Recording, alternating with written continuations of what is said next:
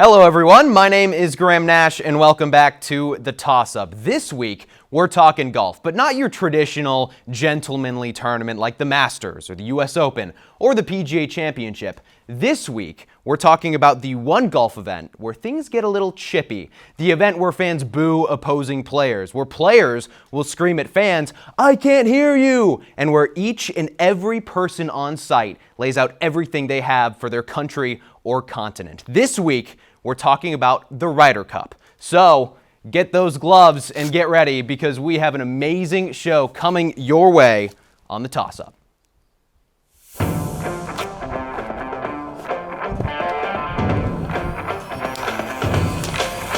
boys.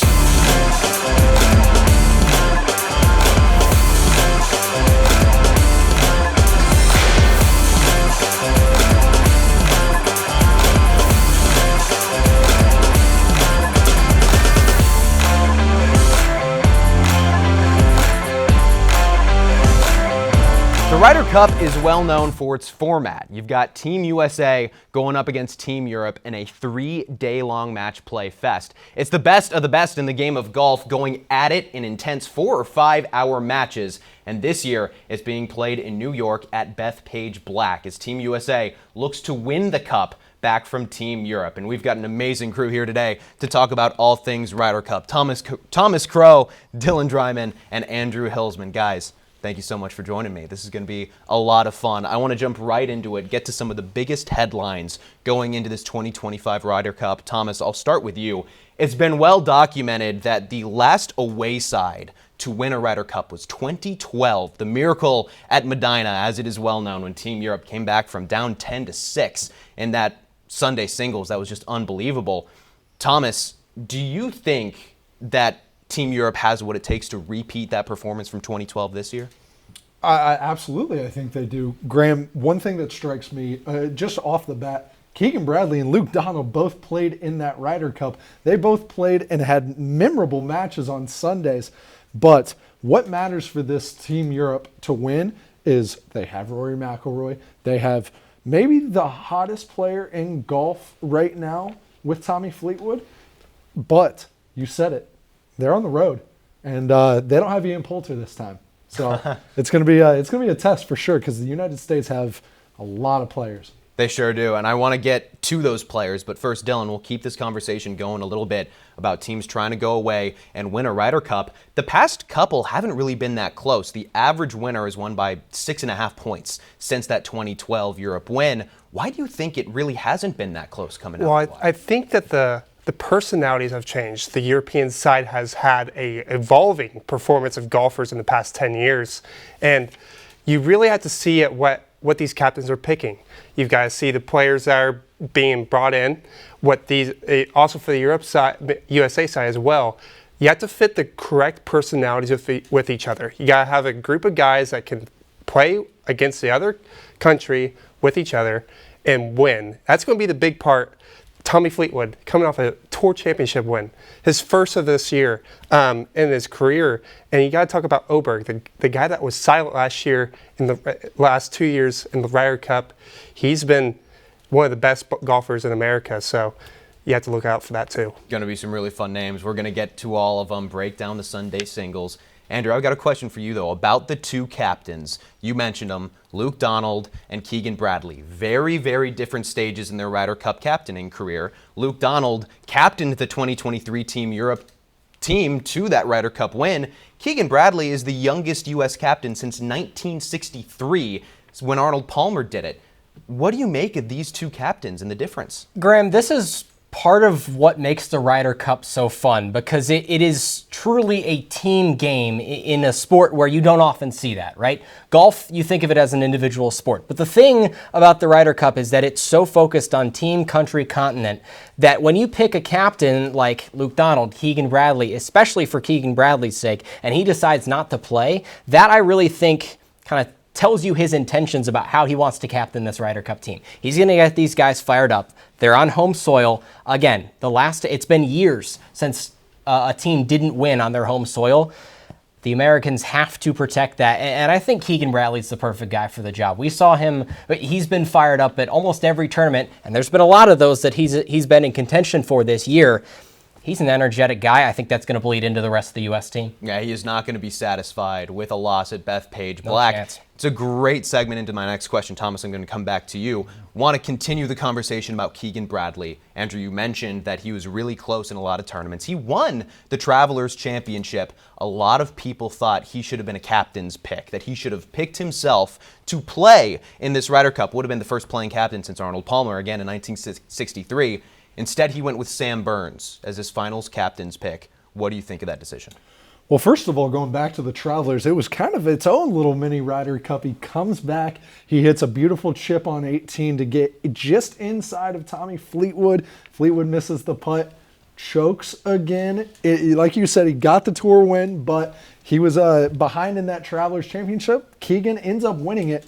And when he won that Travelers, I think a lot of people thought he was going to be a pick and be the first playing captain since you mentioned Arnold Palmer. But Sam Burns as the last pick, let's talk about it. Best putter in the world. He is 6th in strokes gained over the field in between either team. He's playing really good golf. And Burns, for me, wasn't the one that I was surprised about, actually. To me, it boiled down to Cantlay and Morikawa. But you look at their Ryder Cup records, Colin Morikawa, 4-3-1 in the Ryder Cup. He's been here before. Cantlay's played before. Keegan, should he have picked himself? We'll know the answer depending on who wins. He said that he wasn't going to pick himself. If he qualified for it, then Keegan obviously would have played. But he said from the start that he was not going to pick himself. So he did stay true to that. Dylan, I want to talk about some of the live guys that are back. A lot of excitement about mainly Bryson DeChambeau for the United States team coming back to play the Ryder Cup. Do you feel like there were any live names that were kind of kept out of the conversation come coaches pick time? I would say probably for the European side, not for the U.S. side. I think the U.S. team is about as good as it's going to get. But for the European side, Sergio Garcia had a really good year with live. But it's not really so much the live players that I'm talking about here. I want to talk about the PGA Tour players, the Højgaard twins, Rosman and Nikolai. Rasmus is on the team for Europe this year. He has 1 top 10, runner-up at the Zurich Classic of New Orleans. He has 5 top 25s. His driving distance is in top 5 of the tour at 4th, and that is at 319. But keep this in mind, Nikolai is way better in strokes gained and overall the best player scoring-wise. So it kind of bothers me with how Nikolai is not on that team, but it kind of makes sense because you can need to have some driving distance at Bethpage. So I would say that. Nikolai was on the 2023 Ryder Cup team, and now his brother gets that seat. A very interesting change there. And then I want to talk about the rookies, Andrew, because Rasmus is the one rookie for Team Europe. Team USA has 4 rookies. Big difference there, big gap. Do you think that the American rookies has what it takes to compete with the consistency and the knowledge of Team Europe? Graham, the one thing that would give me pause and almost instantly make me say no is that if this tournament was being contested overseas, but it's not. With guys that are new to the format, who haven't played, I think it benefits them maybe more than anybody else to be in front of a home crowd, to feel amped up. These guys, most of them are younger guys. They haven't played. That they're ready to step into this role, and to be able to feed off the crowd energy, I think is going to help them a lot. On the other side of things, the Højgaard twins, yeah, you can argue both sides, but Rasmus was in the team room last year with Europe, so he knows how it is. He wasn't playing last year, of course, but they're twin brothers. They have the experience. I don't think it's going to affect America that much, just because of how well these 4 rookies, quote unquote, have played this season. They've had great tour seasons. I see no reason why they can't step up and meet the challenge at Bethpage. Those rookies going to try to take their shot at Bethpage, but the crowd really can help with that. That's where the great equalizer is, trying to make those Europeans feel a little bit helpless on U.S. soil. Coming up after the break, the guys are going to play a little Sunday singles and come up with their winners for this year's Ryder Cup. Don't go anywhere.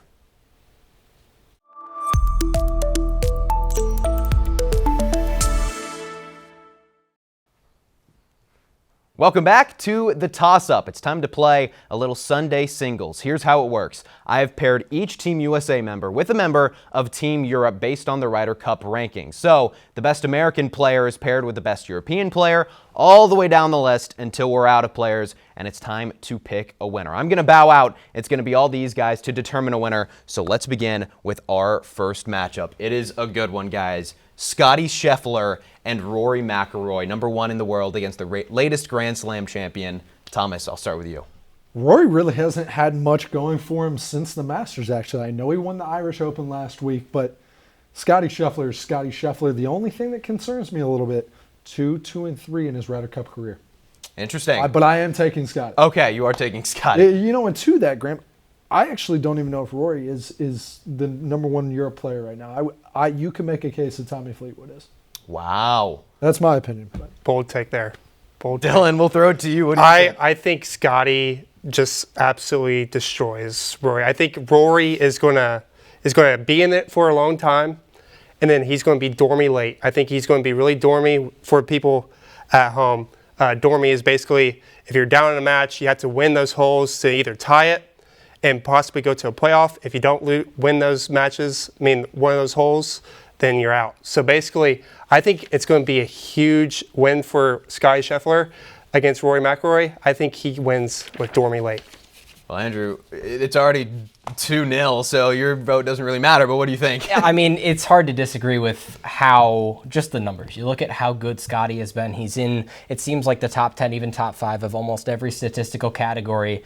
But I don't think you need to look at the stats to tell me that Scottie Scheffler is going to perform well at this Ryder Cup. You talk about how good he's been the last couple of years, and yeah, you can talk about, you can bring up his previous Ryder Cup records, but 2025, Scottie Scheffler didn't play in those Ryder Cups. I see no reason that Scottie won't control this match from start to finish. Wow. No love for Rory McIlroy, huh? Boys.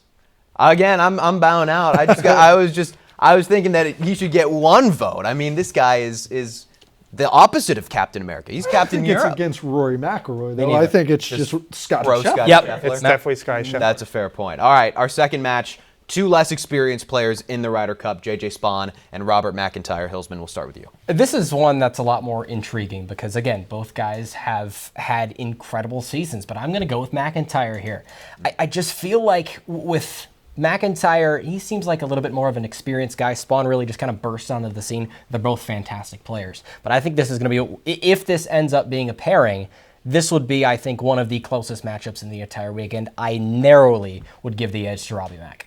All right, I like it. Dylan, what are you saying? I think J.J. Spahn wins this one. He has one of the best approach to green percentages on tour. I think that's going to be the factor in this one. I think he wins because of that.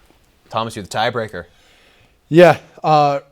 Two things stick out to me. One, U.S. Open winner J.J. Spahn, horrible front nine, faces adversity, comes back, gets into it. Also almost won the St. Jude, lost in a playoff. Robert McIntyre at the BMW a couple weeks ago, 2 strokes ahead of Scottie Scheffler, or 4 actually to start on Sunday, just collapses immediately. I'm going J.J. Spahn. All right, so right now we've got the Americans up 2-0. We're going to keep track of this and then come down to our champion and all that. Next matchup, third of the game, Xander Schauffele, 2-time major champion, and your guy, Tommy Fleetwood. We'll start with you since you're so big on Tommy Fleetwood, TC. If this was last year, I think it would have been Xander Schauffele, no question. Sure. But Xander Schauffele, with the back injuries, he's back from it, but he hasn't been back to what he was last year. He's not a 2-time major winner this year, I can tell you that. And I already said it, I'm high on Tommy Fleetwood. I think Tommy Fleetwood, if this was a pairing, it wouldn't be close. Dylan. I cannot agree more with Thomas here. I think Fleetwood makes a statement. I think it's going to be a huge match win for the Europeans. And I think, but he needs to play to his strengths, though. I saw a statistic online that Tommy Fleetwood, outside of 100 yards, is better than he is within less than 100 yards. So I think he needs to get his putter. His putter has been, obviously not been the greatest, but he needs to get that putter in the closest distance as possible to make birdies. That's the thing about the Ryder Cup. Pars are not going to win you anything. It's going to be the birdies. Hillsman, again, it doesn't matter, but what do you got? It's going to go the same way. I mean, Wow. Fleetwood has been so consistent, and even though he's only got the one win, Thomas, I know, loved to rag on Fleetwood in a nice way that he had never won, but Fleetwood has all the momentum in the world. He might have the most momentum in the world outside of anybody named Scottie Scheffler. Heck, he might even have a little bit more at this point. And Xander Schauffele has not played an event since August. I see no reason why Tommy Fleetwood doesn't just run away with this. All right, so the Europeans get on the board. It's 2-1. Russell Henley and Justin Rose, the rook and the vet. Hillsman, we'll start over with you. Another one that's, I think, a little more intriguing than it might look on paper. I am going to go with Henley here. I know Thomas Crow's going to like that one. You'll get to his pick in a second. But Rosie is a great player, right? But for the Ryder Cup, especially on home soil, I feel like this is one where that home soil advantage, I guess you could call it, home course advantage, is going to make a difference. Two players that are really, neck and neck, I think, but I think it's going to be a close one. I'm going with Henley. All right, one for Henley. Dylan. I think Justin Rose it's going to be the upset of the tournament. I think he needs to win this one, and he's going to get it done. I like it. All right, TC. Well, here we go. It's the rookie versus the vet Yep. and home course advantage. Which one matters more? Think about Justin Rose. He just won the St. Jude. He almost won the Masters, whereas Russell Henley almost made the cut at the Masters. I love Russell Henley. But, what's funny, Graham? I wrote down Russell Henley. I'm actually going to go with Justin Rose. Wow. I think Justin Rose is a guy who's played in a lot of Ryder Cups, and I think he's going to be able to handle the away soil a little bit better than Henley's going to be able to handle being a rookie. Wow, it's like picking Lightning McQueen or Strip Weathers. Like, how can you pick? I like it, though. Okay, so we're tied 2-2, America and Europe. Next matchup, Harris English and Rasmus Højgaard. We talked about Højgaard a little bit. Thomas, what do you think? Yeah, Harris English has played in a Ryder Cup before. Harris English looked great in the Genesis played at Torrey Pines, won it this year. Rasmus Højgaard, you said it, he hasn't had really all that impressive of a season. If I was Luke Donald, I actually would have gone with Harry Hall instead of Højgaard, and I'm going to take Harris English in this match. I like it. The Harry Hall shout out, dude. That's good. All right, Dylan, what do you think? I agree with Thomas here. I think Harris English beats Rasmus here. I think due to Rasmus's inconsistency of strokes gained over the field, I think it's going to be a huge factor. I think he's going to take advantage of it. Hillsman. Again, I have to go with the field here. I have to go with the favorite among us two. I don't think Højgaard has a chance in this one. I got to go with Harris. All right, the Americans back up. Live on live action for this next matchup. We'll start with you, Dylan. I feel bad. You've been going second a lot. Bryson DeChambeau and Tyrrell Hatton. What do you got? I think Bryson, you saw it in that presser at the U.S. Open where he was asked that question of what did the captain give you? And he said it was personal. This year ain't no joke. Well, he's going to bring that energy this year. I mean, he's going to get that Team USA soil fired up before, after, and during. I don't think Tyrell Hatton has a single chance. One of the most liked guys right now in the world of golf, Bryson DeChambeau. Hillsman, what do you think? I want to pick an upset here. I can't in good conscience. I have to go with DeChambeau here. He has such a massive following across all of golf, and for an event that encourages loud, boisterous cheering, maybe not to the Waste Management Open level, but when it comes to the Ryder Cup, fans are loud. Fans like loud players. Fans like bombastic players, exciting guys. Bryson DeChambeau fits that bill almost to a T. I got him winning this one for sure. Thomas. 100%. Bryson is going to get the Bethpage Black community up and going, and if there's one guy who does not handle fans well, it's Tyrrell Hatton. So I think that's actually really going to be towards his detriment, and I don't think he's going to handle it well. Bryson wins in a runaway. All right, 2-point lead for the Stars and Stripes. Speaking of, we've got Captain America and Sugar Shane, JT and Shane Lowry. Thomas, what do you think? This one was actually tough for me. Neither guy had a great season. I know Justin Thomas won the signature event, but when it boils down to it, these are two guys who love their countries, who love playing in this Ryder Cup. They've both played in multiple, but we were just talking before the show started that Justin Thomas is really pretty close to being a captain as well as a player. I think Justin Thomas just cares too much, and he's 5-0 in Sunday singles. He is undefeated. Dylan, what do you think? JT wins, and I don't think it's even close. It was not a hard decision for me. a hot take for JT is he's not going to lose a single match. It doesn't matter within doubles. It doesn't matter within singles. He is not going to lose this weekend. Ryder Cup JT is just by far different. I would agree, but Ryder Cup JT has had Jordan Spieth with him for a lot of the rides. So that is true. No Jordan Spieth. We'll see how JT can do with some of those matchups. Hillsman, what do you think? You know, I want to pick another upset, but again, I just can't. I think this is going to be closer than I think you guys think, because Shane Lowry is a guy who I think, especially early this year, was in contention for a lot. I thought he was going to finish a lot higher in the rankings than he did. I do think Thomas wins this one, but it's going to be close. All right, the Americans grow their lead. Now we're going on to two guys who are yet to win a Sunday singles match. Colin Morikawa, Sepp Straka. Hillsman, I know you love Sepp Straka, so we'll start with you. I got to go with Sepp Straka. He was consistent in scoring all throughout this year, especially for over the first 2/3 of the PGA Tour season. He was atop the leaderboards in birdies per round. And like Dylan said earlier, birdies win you Ryder Cups. I see Sepp Straka just putting it into another gear. Morikawa might keep it close. He has a chance. But Morikawa, I feel like, I don't know. He has to be super consistent. I think Sepp Straka would win this matchup. Morikawa strikes me as one of those guys that wins because of his consistency. Yeah. A lot of pars will sprinkle the birdies in there. But with match play, not necessarily as big of a factor. Dylan, who do you have? This is a huge toss-up pick for me. I wasn't really able to make a certain thing about this. Depends if Morikawa's putter gets hot. If his putter gets hot, I don't think he can get beat, but I'm going to have to say Sepp Straka. All right, Thomas? I'm going Sepp as well. Honestly, I'm not even sure if Colin Morikawa should be on this team. Wow. All right, well, we're going to keep going. We have to rifle through these last couple. Ben Griffin and Ludwig Oberg. Who do you have, Thomas? Man, I love Ben Griffin. He's got energy. He's got flair. He wears the aviators. He had a great season. Almost won the Pro Tour this last weekend. And Aberg, I know you're high on Aberg. He hasn't won since February. Yeah. All right, Dylan? Oberg is by far my most respected golfer, my favorite golfer as of right now. The silencer. Last time they played in European soil, you kind of ask that question of, who is this guy? Same thing with that 2021 team in Whistling Straits with Sky Scheffler. Oberg is that guy. Oberg's going to win this match. Hillsman? Got to go with the robot.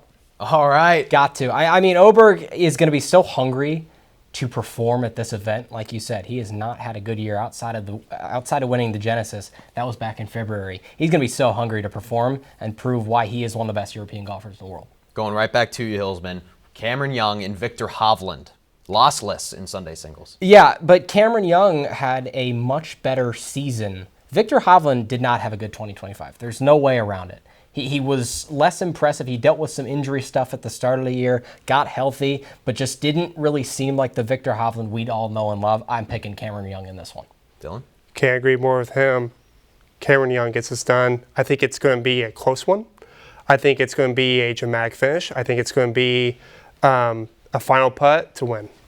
TC? Hovland's played in a lot of Ryder Cups. I think I'm going to go with Hovland. Three wins in Ryder Cups. Almost won the U.S. Open. I know Cam Young got his first win, but sometimes being on home soil can be a little bit of a detriment. Cam Young playing in New York, he won.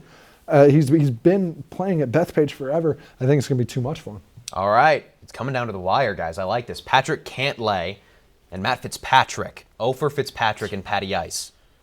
Start with you, Tom. I mean, this is just two guys who did not have good years. I mean, this would be the least watched match. But it boils down to Ryder Cup record once again for me. Cantlay is 5-2-1. You know, Fitzpatrick is 1-7. Yeah. I'm going Cantlay. All right. I think that switches. I think he wins one here. I think it's going to be Matty Ice. I think he's going to. It just depends on how much trouble both these guys get into. It's going to be who can scramble and who cannot. And I think that's going to be a big one. I think Matty Ice wins this one. I got to go with the American, man. Like I talked about it a little bit earlier, just with how important home soil advantage is. And you know these New York fans are going to be loud. The Americans are going to feed off this. This has to be one where Europe falls. All right, very last one of Sunday singles. Sam Burns and John Rahm, the final picks. Hillsman, we'll start with you. Rombo, no way about it. He had a great live season. He's played extremely well the last 2 years. I see no reason why that doesn't continue. Dylan? Rombo, the guy that just won the Live Tournament Championship. I can't go wrong with Rom. It's Rom. Not a question for me either. Rom had a good live year, 6.33 Ryder Cup record. Sam Burns, he's a good putter. I don't know how much else he really offers in a match against Rom. So Rombo sweeps, but despite that, I think the Americans win in the Sunday singles. Real quick before we go, I want to ask you guys, who do you think is going to win the Ryder Cup, regardless of what we just said with these matches, because it's likely not going to happen. Thomas, I'll start with you. Who do you have winning? I think this is the most important Ryder Cup the U.S. team has had in a long, long time. If you lose on your home soil with how much flair and dramatic there is going into this Ryder Cup, Keegan Bradley as your captain, I think Keegan Bradley's going to go in there, get the boys right. I think United States wins by 2-3 points. Dylan? I think this is going to be the closest Ryder Cup, or either the biggest blowout Ryder Cup we've seen.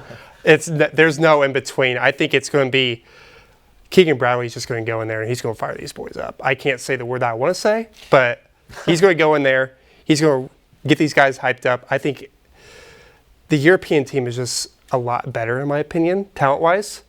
But something about this USA team with Keegan Bradley, Bryson DeChambeau, Scotty Scheffler, you name it. There's going to be something with this USA team that is just going to get it done. Hillsman? America, baby. Wow. U.S. sweep, guys. Yes. It's going to be close, in my opinion. Bethpage is a tough course, and it doesn't favor you whether you're American or you're from Europe. It doesn't favor you at all. The course will kick your butt. However, I think it goes back to who's playing at home, and we haven't seen in, what is this now, 12 years. My math isn't great, but I think it's right. Haven't seen a Ryder Cup get stolen on home soil. I think it continues. Wow. All right. Well, I'm going to jump in on this one. I think the Europeans are going to get it done. I'm going against the grain. That team is so solid. One rookie. The rest, you got veterans. Luke Donald coached them to victory in 2023. But regardless, it's going to be a lot of fun. Guys, thank you so much for joining me. That is going to do it for this week's show. Be sure to continue the conversation below and follow us on Instagram and Twitter at IUSTV Sports. With that, there's one thing left to do. Tee it up, find out if we knock it in the hole, and we'll see you next week.